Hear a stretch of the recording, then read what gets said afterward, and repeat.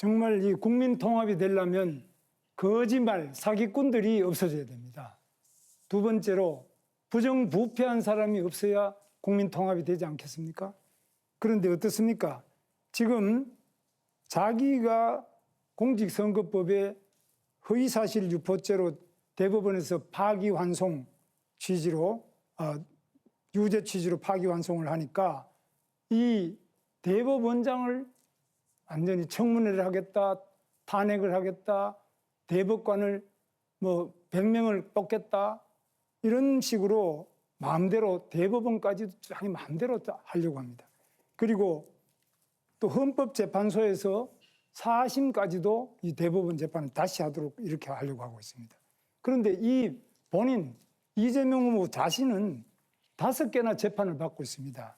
즉 불법 대북 송금 사건으로 부지사를 감옥에 보내놨는데 7년 8개월입니다. 어떻게 부지사가 감옥에 가 있는데 지사가 멀쩡한 이런 대북 송금이 어떻게 가능합니까? 저도 도지사를 해봤지만 있을 수 없습니다. 백현동, 대잔동 비리로 얼마나 많은 사람들이 감옥에 가 있고 얼마나 많은 사람이 의문사를 했습니까? 뿐만 아닙니다.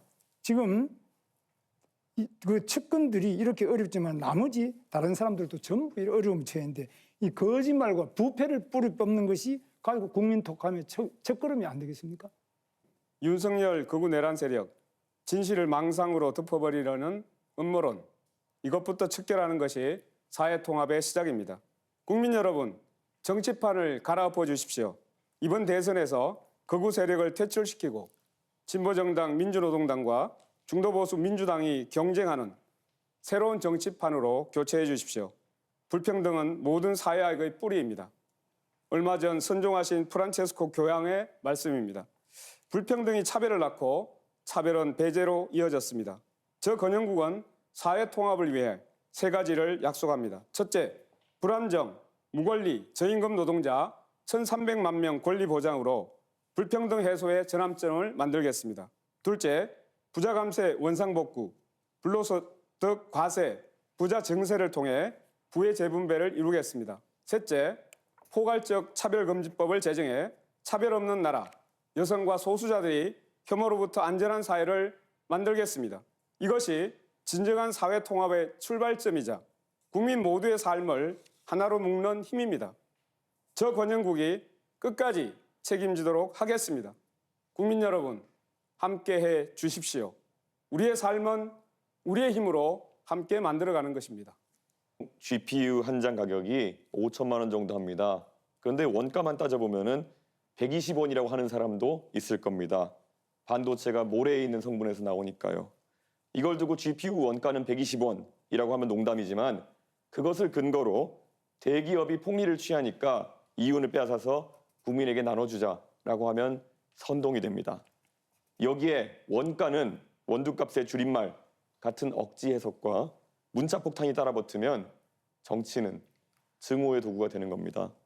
우리나라가 극단적 가난에서 벗어난 시기에 태어나 좋은 교육받고 자라난 사람들이 대학에 가서 구시대적 계급론에 빠지더니 사회에 나가서도 세상을 흑백으로 갈라치고 특정 세대와 계층을 갈라치고 거기에 순응하지 않는 사람들은 적폐라고 몰아붙이면서 우리 사회의 갈등 구조를 증폭시켜 놓았습니다. 더 나아가 이에 이의를 제기하는 젊은 세대에게 너희는 어리다, 혐오를 조장한다, 덮어씌우기까지 합니다. 이 문제를 해결하는 방법은 간단 명료합니다. 이제는 낡은 세대 간에 나설 때입니다. 정치 교체가 시대 교체의 출발점입니다. 저 이준석이 해내겠습니다. 사회 갈등의 근본 원인은 양극화, 엄청난 격차에 있습니다. 또 저성장이 큰 원인을 차지합니다. 기회가 적다 보니까 사회 구성원 간의 갈등이 격화됩니다. 기회가 넘치면 갈등이 줄어들겠죠. 그래서 근본적인 해결책은 우리가 다시 성장하는 사회로, 지속적으로 성장하는 사회로 가는 것입니다. 따라서 우리가 미리 제시드린 것처럼 AI를 포함한 첨단 기술 산업들을 육성하고 기후위기에 맞춰서 신재생 에너지 관련 산업들을 키워야 됩니다. 그리고 문화산업 등을 키워서 전 세계적으로 대한민국이 다시 우뚝 일어서야 합니다. 단기적인 방안들은 그런 것이죠. 사회 구성원들 사이에는 언제나 갈등이 있기 마련입니다. 이해관계가 충돌하기 때문이죠. 이 이해관계를 충돌하는 것을 해결하는 것이, 조정하는 것이 바로 정치입니다. 그런데 이 정치가 최근에 좀 이상하게 변질했습니다. 상대를 존중하고 대화하고 인정하고 또 타협해야 되는데 상대를 제거하려고 합니다. 가장 극단적인 형태가 이번에 내란, 계엄 사태죠. 야당을 완전히 쓸어 없애버리려고 한 것 아닙니까? 야당, 정치적 상대를 제거하려고 했던 것 아닙니까? 이런 방식으로는 사회 갈등이 해소되는 게 아니라 적대와 혐오, 증오가 커지죠. 이번 내란 사태를 극복하는 것, 엄격하게 심판하는 것, 이게 가장 중요한 방안이라고 생각됩니다.